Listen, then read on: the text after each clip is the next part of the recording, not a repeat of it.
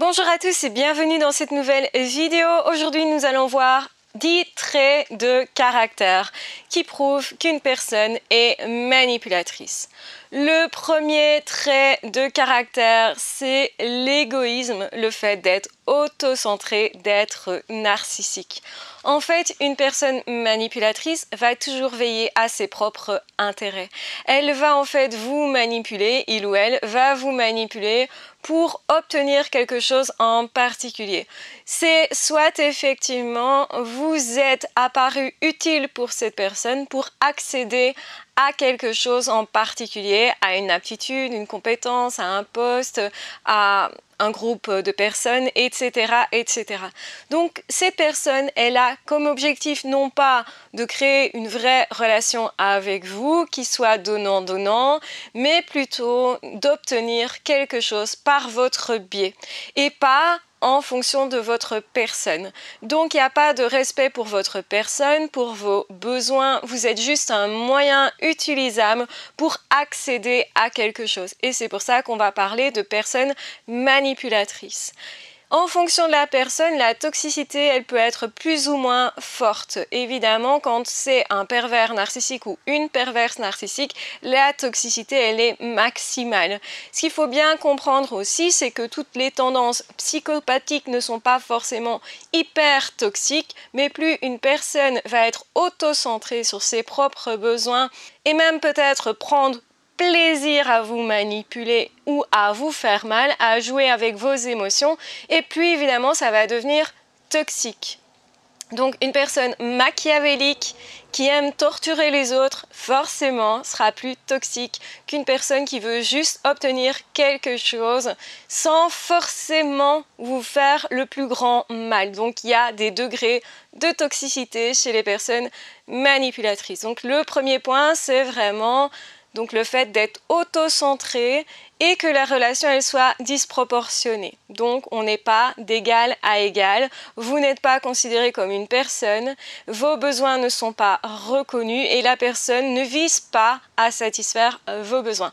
Autrement dit, ce n'est pas une relation gagnante-gagnante, ce n'est pas en fait une vraie relation et c'est pour ça qu'on est dupé. On pense que la personne rentre en relation avec nous, que la personne elle a un intérêt pour notre personnalité, pour nos besoins et qu'on va donner et recevoir, qu'il y aura les deux et qu'il y aura un équilibre. On se sent dupé parce qu'on est utilisé sans finalement vraiment recevoir. Donc regardez si la personne vous utilise votre argent, utilise votre temps, votre énergie, etc. Et ça vous donnera déjà une bonne indication de est-ce que la personne est toxique ou pas et manipulatrice ou pas. Donc ça, c'est vraiment le premier point. Le deuxième point, c'est le fait que cette personne, elle va vous épuiser. Elle est vraiment en train de vous prendre votre énergie, votre temps et aussi votre attention, vos pensées. C'est une personne qui va occuper beaucoup plus vos pensées qu'une autre personne et souvent on fait cet amalgame et on croit que c'est de l'amour ou que c'est de l'amitié parce que justement on y pense beaucoup. Sauf qu'en fait on y pense avec tracas et c'est pas du tout normal d'être tracassé d'une relation. Ça montre effectivement qu'il y a quelque chose qui dysfonctionne. En fait, normalement, le début d'une relation, elle est plutôt positive. Quand c'est une bonne relation, on est plutôt en paix, on est plutôt un petit peu même sur un petit nuage au niveau du couple, par exemple. Donc, quand la relation directement, elle vous pose question, elle vous tracasse, etc., c'est que probablement ce n'est pas une très belle relation. Donc, faites très attention à ça parce que ça peut être annonciateur de la suite, justement. Le troisième gros point qu'il faut observer, c'est le contrôle de l'autre qui est permanent et excessif sur vous. Cette personne va vous scanner déjà. La personne va vous scanner pour vous connaître dans tout ce qui vous motive. Donc vraiment, cette personne, elle ne laisse rien au hasard.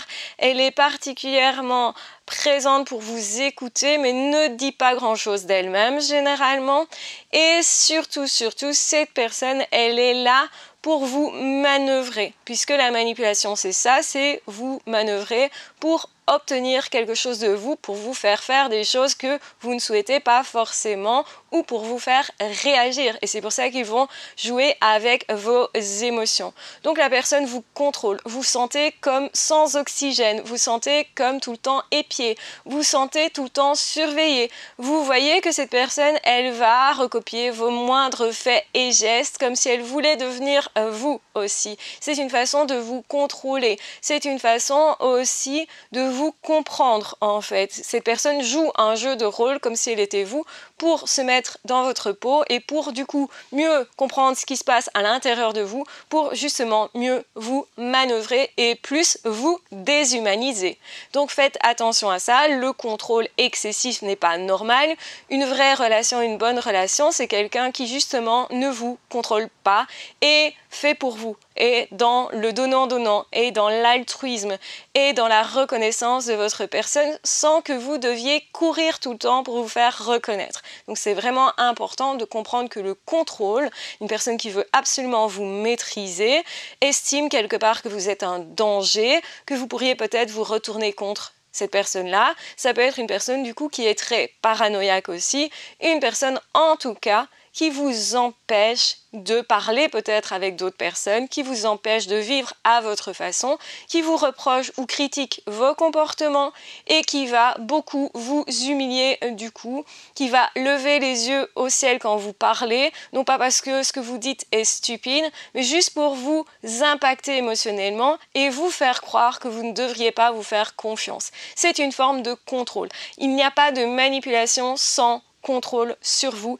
qui est excessif. C'est un contrôle qu'on croit être total, alors il n'est jamais total et quand on va se libérer de l'emprise, justement on va le faire en observant les endroits de liberté qu'il nous reste ou en reprenant des libertés, justement en échappant à ce contrôle, en se rebellant et c'est super important de se laisser être en colère pour se rebeller. C'est vraiment même capital. Donc surtout ne vous jugez pas à ce moment-là, mais dites-vous, ok, je dois même mobiliser ma colère pour m'échapper.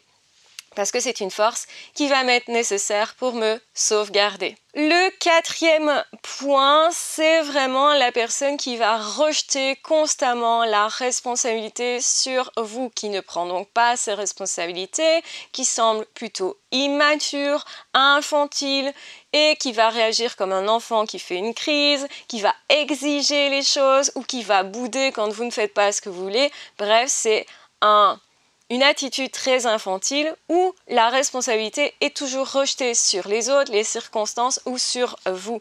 Et vous allez commencer à douter de vous justement parce que la personne vous dit tout le temps c'est de ta faute, c'est parce que tu as fait ça, c'est parce que tu as été comme ci, c'est ton comportement, c'est parce que tu manques d'amour, c'est parce que tu es comme ça, ou c'est ton âge, ou c'est ta taille, ou c'est ceci ou ça. C'est toujours de votre faute dans tous les cas.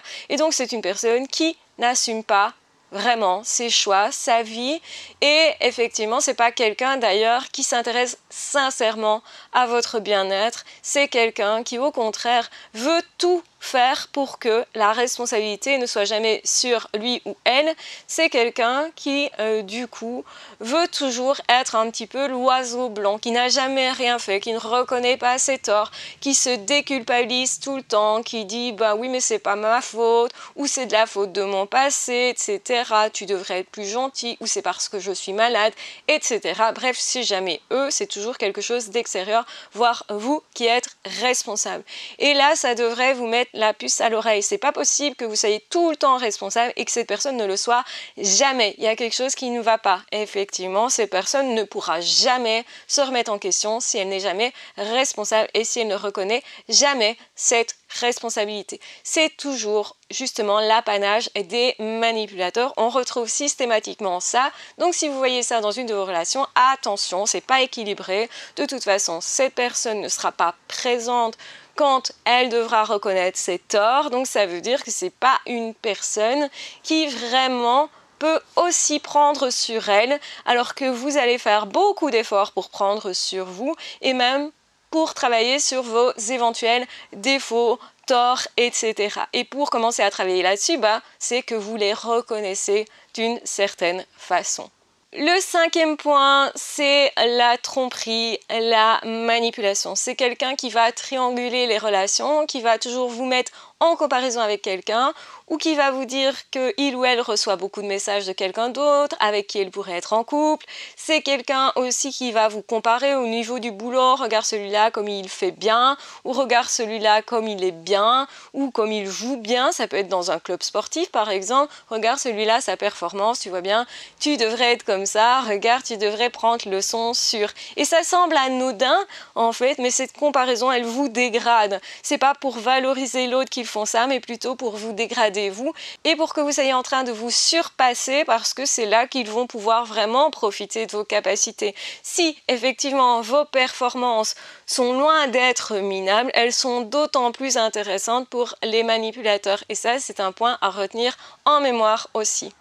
Le sixième point, et c'est un point essentiel, c'est que ce sont des brouilleurs d'esprit. Vous vous sentez confus. Dans le brouillard, ils jouent le chaud, le froid. Vous ne savez pas si ils sont en train de vous aimer ou pas. Vous avez constamment peur de perdre l'autre. Vous êtes tout le temps en train de vous tracasser. Vous ne savez plus réfléchir. Vous n'êtes plus sûr de votre valeur. Tout ça, c'est la preuve qu'ils vous ont brouillé l'esprit, qu'ils jouent avec vos émotions, mais aussi avec vos pensées, avec ce que vous croyez de vous, donc vos croyances, et aussi avec vos valeurs. Donc ça va très loin. C'est pour ça que ça nous impacte très fort. C'est parce que finalement, on ne sait plus vraiment quelles sont nos valeurs, nos pensées, qui nous sommes, notre identité. On perd tout ça et aussi nos émotions sont déstructurées.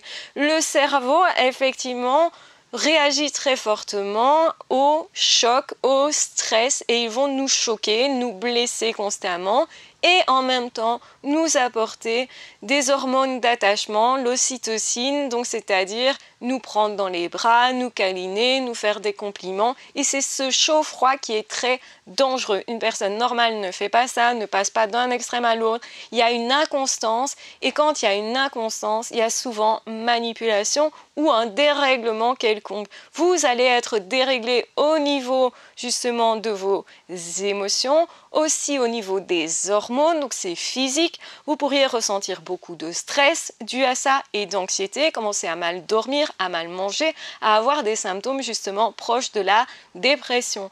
Donc quand vous ressentez ça, attention, c'est que c'est mauvais pour vous, votre corps vous parle et vous dit c'est toxique, réagis. Donc en fait, vous devez saluer tout ce qui est émotionnel comme ça et les réactions de votre corps parce que ça vous permet de prendre conscience de tout ça et de voir justement ce dans quoi vous êtes. Ne niez surtout pas ça parce que c'est ce qu'ils vont vous amener à faire en disant « Ah mais tu devrais pas ressentir ça »,« Ah mais non c'est pas normal de se comporter comme ça »,« Ah mais t'as vu c'est toi, tu es fragile ». Ben non, votre corps vous dit qu'il y a un problème et ce n'est qu'un message à écouter. Si vous n'écoutez pas le message, ça va s'empirer. Votre anxiété va s'empirer, les somatisations vont s'empirer jusqu'à développer des vraies maladies. Donc attention à ça, ce n'est pas à négliger et ça montre combien les manipulateurs peuvent être toxiques et leur toxicité dépendra de la mise sous stress, de combien de temps le stress dure. Plus vous gardez un manipulateur, une manipulatrice dans votre vie et plus ça peut avoir de lourdes conséquences. Ce n'est pas à négliger, vraiment.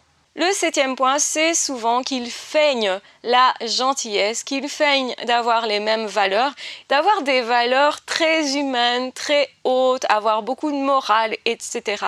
Et c'est pour ça que vous n'imaginez pas que ça puisse être un manipulateur, une manipulatrice, que ça puisse être quelqu'un de toxique. Vous dites cette personne est tellement gentille, c'est impossible qu'elle soit autrement en fait. Et comme cette personne vous a montré cette image-là à répétition au début, eh bien ça a vraiment créé un ancrage. Alors c'est quoi un ancrage? C'est quelque chose qui nous marque et qui nous fait nous souvenir que cette personne, elle devrait être comme ça. On définit souvent les gens dans notre tête en personne de confiance ou pas, personne gentille ou pas. Et là, on est complètement dupé là-dedans. C'est une personne qui va montrer patte blanche, mais qui derrière ne cherche qu'une chose, c'est vraiment à s'introduire chez vous. C'est un petit peu comme le loup devant les agneaux, il va montrer patte blanche, sauf que finalement c'est pas sa vraie nature, et les chevreaux vont ouvrir en croyant que c'est leur maman, que c'est une personne bienveillante, que c'est un de leurs proches. Et bien vous allez faire ça et laisser rentrer le loup dans la bergerie justement, qui sera prêt à vous dévorer. Alors c'est une image qui peut être très parlante, qui peut sembler un peu humoristique, mais c'est vraiment ça. Les manipulateurs ne cherchent qu'une chose, c'est vous utiliser sans tenir compte des conséquences sur votre vie, sur vous, sur votre morale et sur vos émotions. Tout le mal que ça peut vous faire, souvent ils ne reconnaissent pas, ils ne peuvent pas en fait parfois même en avoir conscience, certains n'ont même pas conscience du mal qu'ils vous font, et d'autres au contraire en ont conscience, en profitent allègrement et se sentent grandis par ça. Donc effectivement, on peut avoir affaire à plusieurs types de manipulateurs. Dans tous les cas, c'est mauvais pour vous. Vous devez absolument sortir le loup de la bergerie et vous protéger. C'est vraiment ça qu'il faut faire. Donc ne vous laissez pas duper parce qu'ils vous trompent, ils vous trahissent, ils vous mentent et du coup ils trichent beaucoup sur leur nature, leur intention, leur soi-disant morale. Et c'est ça qui souvent nous donne l'illusion que ce sont des personnes comme nous, parce qu'en plus ils copient nos propres valeurs, notre propre morale, notre propre bienveillance et gentillesse. Et donc n'oubliez pas de ne pas jeter le bébé avec l'eau du bain. Restez gentil, restez bienveillant, mais avec des personnes qui le sont vraiment, dont c'est vraiment la nature, qui ont vraiment des capacités aussi de connexion profonde et des capacités relationnelles. Une personne manipulatrice, que ce soit un homme ou une femme, sont des handicapés relationnels et ne sont pas vrais. C'est du faux, retenez bien ça, tout est faux. Le 8e point qui revient constamment quand on a affaire à une personne manipulatrice, c'est le fait que cette personne va se positionner comme une victime, n'a jamais tort, ne reconnaît pas ses torts, ne se met jamais sur la sellette. Non, je ne suis pas responsable, je ne suis pas coupable, je ne peux pas être accusée, autrement dit, de quoi que ce soit, et une de leurs positions favorites. Ou alors, ils vont même parfois pouvoir dire « j'ai pas fait exprès », je me dédouane d'une certaine façon, mais vous n'avez souvent pas de vraies excuses. Et si vous avez des excuses, c'est pour arranger les choses, pour recommencer derrière. Donc il n'y a pas de vrai changement, il n'y a pas de vrais actes respectueux de votre personne. Et ça, c'est quelque chose à observer parce que les manipulateurs, ils s'en fichent de vous, ils s'en fichent de votre bien-être. Ce qui les intéresse, c'est eux, souvenez-vous, ils sont auto-centrés, nous en avons déjà parlé. Le 9e point, et pas des moindres, c'est que souvent les manipulateurs, manipulatrices sont dans une fausse réalité. Donc ils inventent des choses, ils vous recréent une réalité et ils vont vous y faire croire de façon à ce que vous ne sachiez plus ce qui est juste ou ce qui ne l'est pas. Moins vous voyez clair et plus vous allez rester malheureusement dans cette manipulation, plus vous allez croire à leur délire, à leur illusion et plus en fait ils auront d'impact sur votre esprit. Tout est une question de perception qu'ils vont transformer, ils vont faire en sorte de transformer l'image que vous avez de vous pour croire en fait, pour vous faire croire que vous êtes une mauvaise personne ou pour faire croire qu'ils sont une bonne personne et qu'ils ne peuvent pas être remis en cause, que donc du coup le seul responsable ne peut être que vous, donc du coup le seul responsable de la situation, eh bien c'est vous. Vous êtes toujours porteur des défauts et c'est pour ça que vous risquez d'en faire beaucoup pour cette relation et souvent ils vont jouer avec le fait d'avoir peur de les perdre ou le fait d'avoir peur de perdre justement l'image par rapport aux autres. Vous devez laisser tomber cette image-là pour pouvoir vous réparer, vous régénérer et vous devez comprendre qu'ils jouent avec vos peurs. Donc moins vous aurez peur de les perdre et plus en fait vous arriverez à sortir de la manipulation. Le 10e point se retrouve aussi beaucoup et va de pair avec le narcissisme. C'est le fait que cette personne, elle se croit exceptionnelle. Alors soit elle se croit exceptionnelle parce qu'il y a vraiment une maladie mentale et donc du coup cette personne se dit « moi je suis particulier, je suis différent, mais j'utilise ça pour me grandir. Regarde comme je suis fort. » Et c'est pour ça qu'ils ne vont pas essayer de guérir. C'est parce qu'ils entretiennent l'image qu'ils sont une personne au-dessus des autres d'une certaine façon, parce qu'ils sont comme ça. Et que eux seuls savent vraiment ce qui se passe dans le monde, ils vont délirer à ce point-là possiblement, ou ils vont agir de façon à être la personne capable d'imposer aux autres ses lois, ses règles, de façon à vous maîtriser, mais pas que, aussi parce qu'ils se sentent supérieurs aux autres.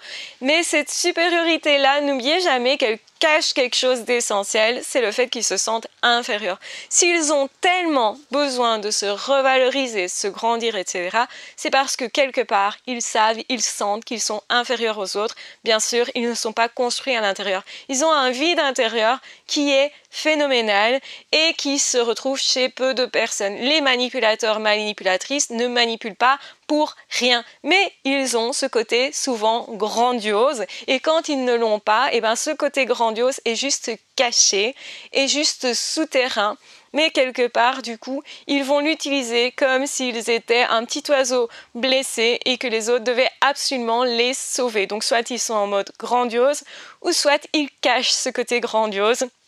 Mais ils auront toujours ce besoin de se survaloriser, ce besoin soit d'être admirés comme les narcissiques en passant par d'autres personnes, ce besoin justement d'acter le fait qu'ils sont supérieurs aux autres et que c'est pour ça qu'ils peuvent les utiliser comme font les psychopathes et les antisociaux, ou au contraire ce besoin de dire puisque moi j'ai une maladie mentale, c'est parce que j'ai été béni d'un dieu ou des dieux et donc ils vont se positionner en mode moi j'ai quelque chose de différent que les autres n'ont pas et c'est pour ça que moi je connais des choses que les autres ne connaissent pas. Vous l'aurez compris, c'est une autre façon d'être grandiose, de se sentir grandi, mais aussi une façon de rester dans le trouble, une façon finalement d'être en dehors de la réalité, en dehors du monde. Donc certains manipulateurs croient vraiment à leur grandiosité, à leurs illusions, à leur fausse réalité. Ils se dupent parfois eux-mêmes, pas tous bien entendu, mais souvent ils se réinventent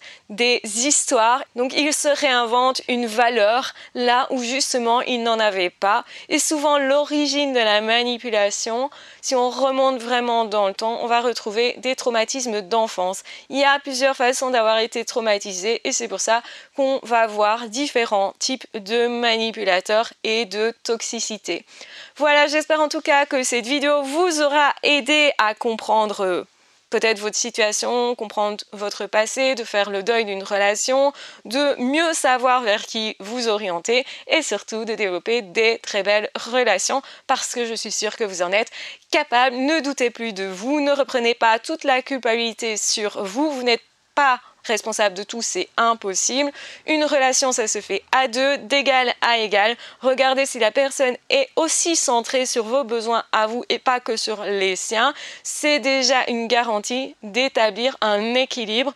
Et quand vous devez tout le temps lutter et que vous avez cette impression que jamais vous n'êtes vraiment perçu, que jamais vous n'êtes vraiment écouté, que même vous ne comprenez pas ce qui se passe vraiment, et bien là, c'est peut-être que vous êtes sous manipulation. Donc attention à tous ces signes-là. Je vous embrasse bien fort, je vous aime très fort. N'hésitez pas à me poser de nouvelles questions si vous voulez des compléments d'informations. N'hésitez pas à vous abonner si ce n'est pas déjà fait. Dans tous les cas, prenez bien soin de vous, bien soin de vos relations. N'oubliez jamais que oui, avoir de belles relations dans la vie, ça aide beaucoup au bonheur. Malheureusement, quand on a de mauvaises relations, qu'on est en prise avec des manipulateurs, manipulatrices, ça peut aussi diminuer vraiment très fortement, drastiquement notre niveau de bonheur. Donc c'est vraiment à prendre en compte. Je vous embrasse bien fort, je vous aime très fort. Prenez bien soin de vous et de toute façon, on se retrouvera très vite dans d'autres audios ou dans d'autres vidéos. Ciao, bye bye!